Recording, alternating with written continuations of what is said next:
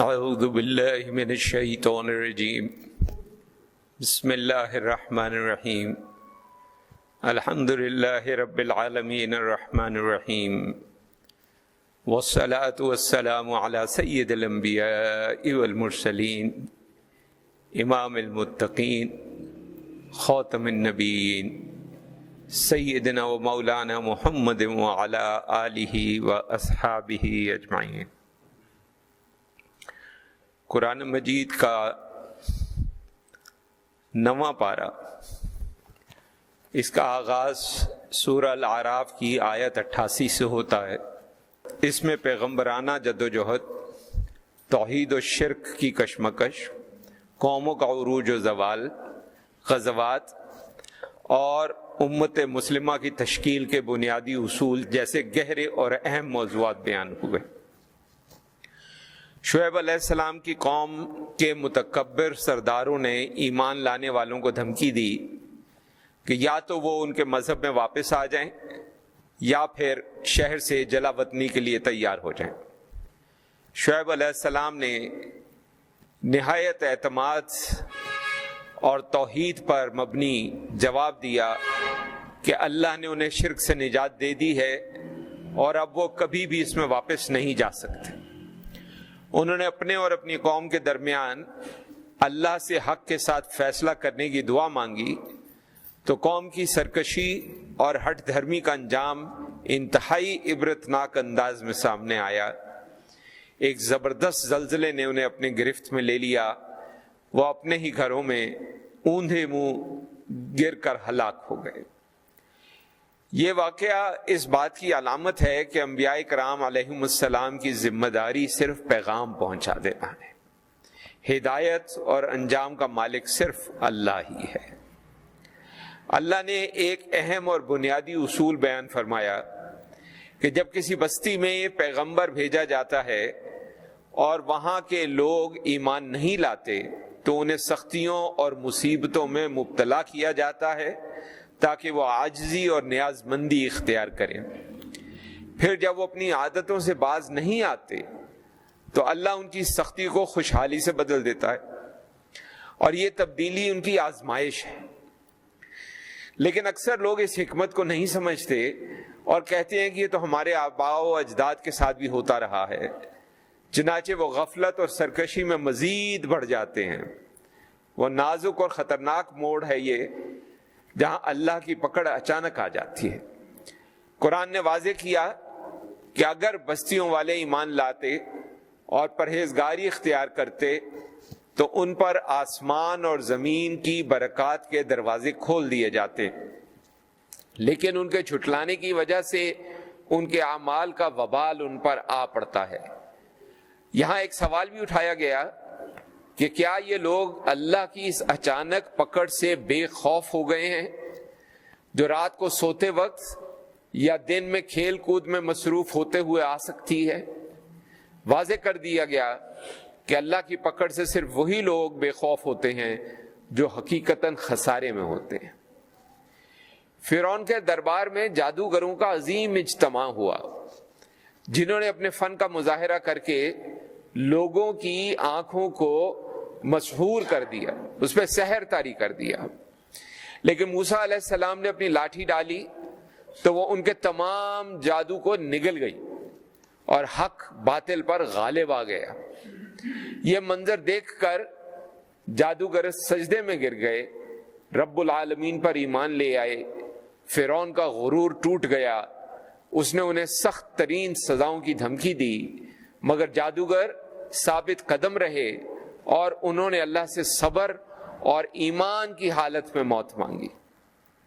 فرعون اس کے سرداروں نے بنی اسرائیل پر ظلم و ستم کی انتہا کر دی، ان کے بیٹوں کو قتل کیا، بیٹیوں کو زندہ رکھا، ذلیل کیا۔ موسیٰ علیہ السلام نے اپنی قوم کو صبر اور اللہ پر بھروسہ رکھنے کی تلقین کی اور خوشخبری دی کہ زمین اللہ کی ہے، وہ جسے چاہتا ہے اس کا وارث بناتا ہے، اور جو انجام ہے وہ تو پرہیزگاروں کے لیے ہے۔ اس کے بعد فرعونیوں پر مختلف عذاب نازل ہوئے، طوفان، ٹڈیاں، جوئیں، مینڈک، خون وغیرہ، ہر عذاب کے وقت وہ موسیٰ علیہ السلام سے وعدہ کرتے کہ ایمان لے آئیں گے، لیکن جیسے ہی عذاب ٹلتا وہ اپنا وعدہ توڑ دیتے۔ آخر کار ان کی سرکشی کی سزا انہیں سمندر میں غرق ہو کر ملی اور بنی اسرائیل کو وارث بنا دیا گیا۔ بنی اسرائیل کے ایمان کی کمزوری کا یہ عالم تھا کہ وہ بت پرست قوم کے پاس سے گزرے تو انہوں نے موسیٰ علیہ السلام سے بت کا مطالبہ کر دیا، جس پر آپ نے ان کی جہالت پر شدید نکتہ چینی کی اور اللہ کے ان عظیم احسانات کو یاد دلایا جو ان پر کیے گئے تھے۔ موسیٰ علیہ السلام کو 40 راتوں کے لیے اللہ کی طرف بلایا گیا۔ آپ نے اپنے بھائی ہارون علیہ السلام کو اپنا جانشین مقرر کیا، قوم کی اصلاح کی تلقین کی، کوہ طور پر اللہ سے ہم کلامی کا شرف حاصل ہوا۔ موسیٰ علیہ السلام نے اللہ کا دیدار چاہا، لیکن انہیں بتایا گیا کہ وہ طاقت نہیں رکھتے۔ اللہ کے جلال کے سامنے پہاڑ ریزہ ریزہ ہو گیا اور موسیٰ علیہ السلام بے ہوش ہو کر گر گئے۔ ہوش آنے پر انہوں نے توبہ کی اور اللہ کی پاکیزگی بیان کی۔ اللہ نے انہیں اپنی رسالت اور کلام کے لیے منتخب فرمایا، تورات کی تختیاں عطا فرمائیں جن پر ہر قسم کی نصیحت اور تفصیل درج تھی۔ ادھر قوم نے آپ کی غیر موجودگی میں سامری کے فریب میں آ کر بچھڑے کی پرستش شروع کر دی۔ ہارون علیہ السلام کے منع کرنے کے باوجود وہ باز نہ آئے۔ جب موسیٰ علیہ السلام واپس آئے اور یہ منظر دیکھا تو سخت غصے اور افسوس سے تختیاں پھینک دیں اور اپنے بھائی سے بڑی سختی سے پیش آئے۔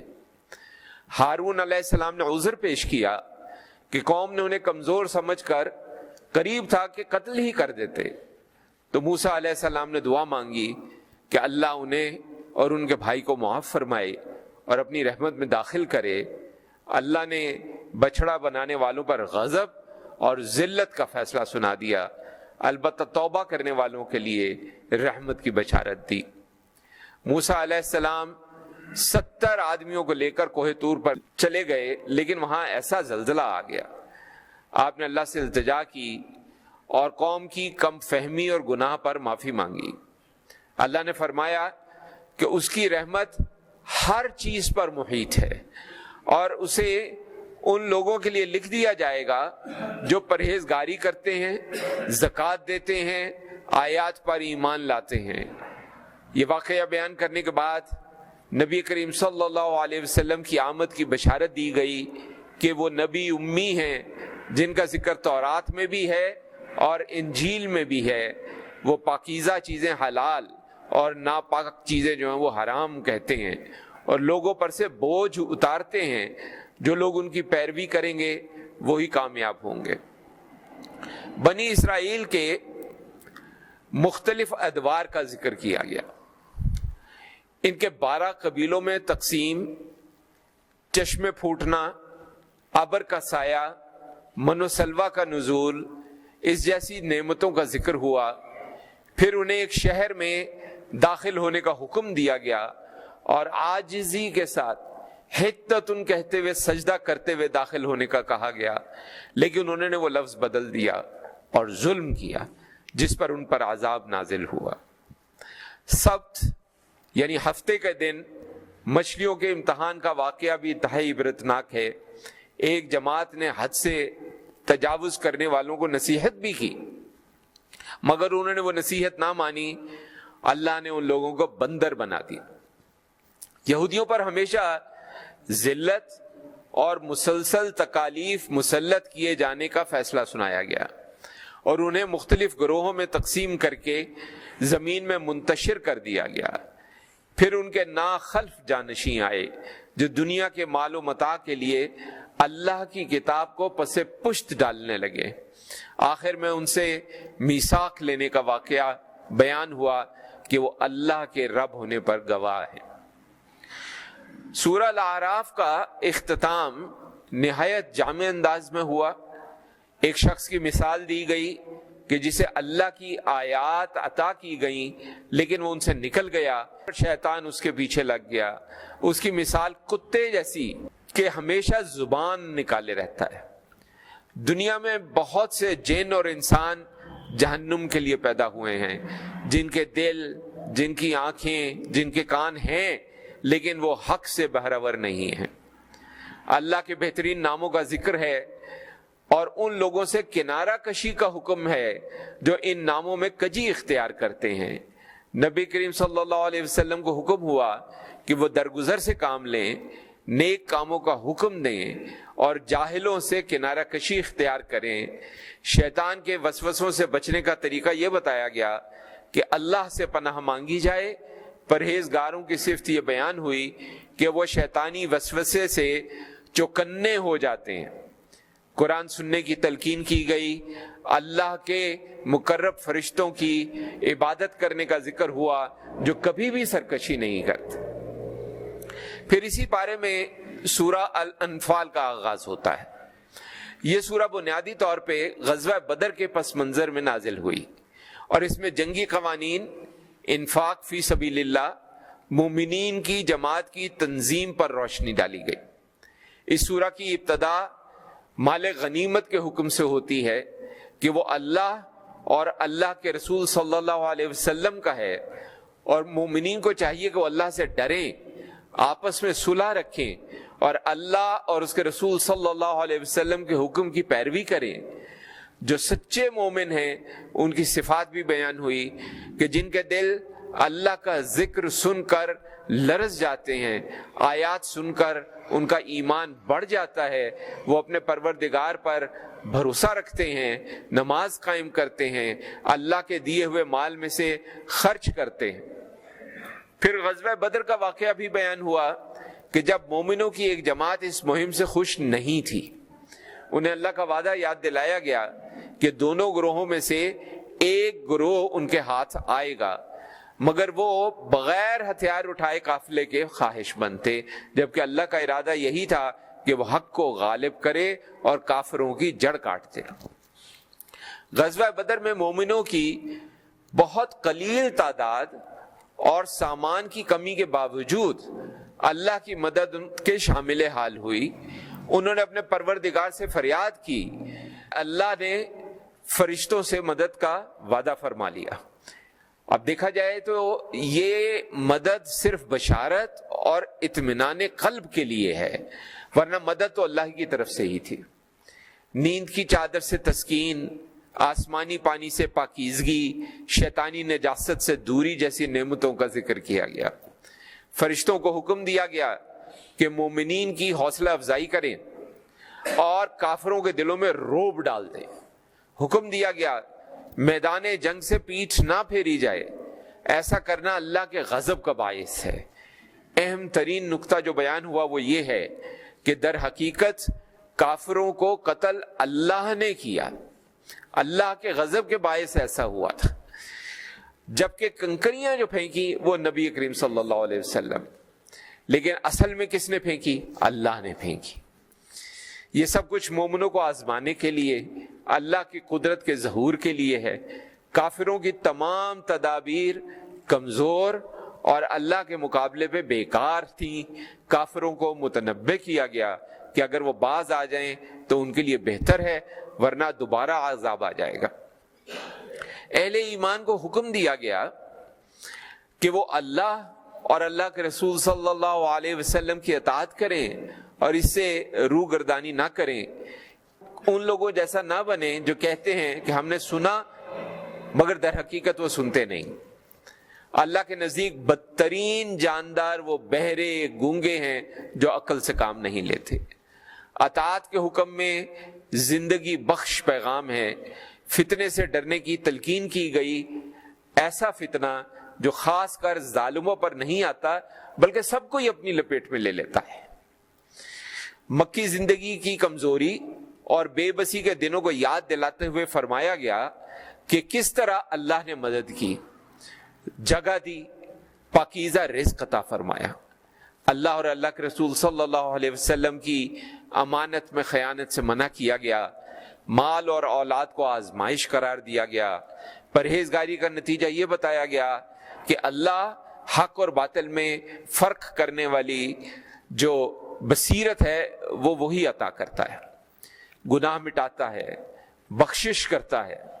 نبی کریم صلی اللہ علیہ وسلم کے خلاف کفار کی سازشوں کا ذکر ہوا کہ وہ آپ کو قید کریں یا جان سے ماریں یا جلا وطن کریں، لیکن اللہ کی تدبیر سب سے بہتر تھی۔ کفار کی یہ روش بھی بیان ہوئی کہ وہ آیات سن کر کہتے ہیں کہ یہ اگلے لوگوں کی کہانیاں ہیں۔ وہ عذاب مانگتے تھے لیکن اللہ اس وقت تک عذاب نہیں کرتا جب تک رسول ان میں موجود ہو، اور جب تک وہ استغفار کرتے رہیں۔ خانہ کعبہ سے روکنے والوں کا انجام اور ان کی عبادت کا مذاق اڑایا گیا کہ وہ تو صرف سیٹیاں بجاتے ہیں اور تالیاں بجاتے ہیں، اب انہیں عذاب کا مزہ چکھنا ہے۔ کفار اپنا مال خرچ کرتے ہیں تاکہ لوگوں کو اللہ کی راہ سے روکیں، لیکن یہ خرچ کرنا آخر میں ان کے لیے حسرت کا اور پچھتاوے کا باعث بن جائے گا اور وہ مغلوب ہو جائیں گے۔ اللہ ناپاک کو پاک سے الگ کر دے گا اور ناپاک کے ڈھیر کو اکٹھا کر کے جہنم میں ڈال دے گا۔ کفار کو دعوت دی گئی کہ وہ اپنے افعال سے باز آ جائیں تو ماضی کی غلطیاں معاف کر دی جائیں گی، لیکن اگر پھر ویسا ہی کریں گے تو اگلی قوموں کا طریقہ جاری ہو جائے۔ مسلمانوں کو حکم دیا گیا کہ وہ اس وقت تک جنگ جاری رکھیں جب تک فتنہ ختم نہ ہو جائے اور دین پورا کا پورا اللہ کے لیے نہ ہو جائے۔ اگر دشمن باز آ جائیں تو اللہ ان کے اعمال سے باخبر ہے، اور اگر وہ روگردانی کریں تو مسلمانوں کو یقین دلایا گیا کہ اللہ ان کا کارساز ہے اور بہترین مددگار ہے۔ اس طرح اس بارے میں انسانی تاریخ کے نشیب و فراز کو آنکھوں کے سامنے لا کر صبر، استقامت، توکل، حق اور باطل کی کشمکش، ظالموں کے انجام، اللہ کی بے بہا رحمت اور نصرت، اس کا درس ہمیں ملتا ہے۔ یہ صرف تاریخی واقعات نہیں ہیں بلکہ ہر دور کے انسان کے لیے ایک روشن راہ ہے۔ ایمان والے اگر اللہ پر بھروسہ رکھیں، اس کے احکام کی پیروی کریں اور آپس میں متحد رہیں تو اللہ کی مدد یقینی ہے، چاہے ظاہری اسباب کتنے ہی کم کیوں نہ ہوں۔ وصلی اللہ علی خیر خلقہ سیدنا و مولانا محمد وعلی آلہ و اصحابہ اجمعین برحمتک یا ارحم الراحمین۔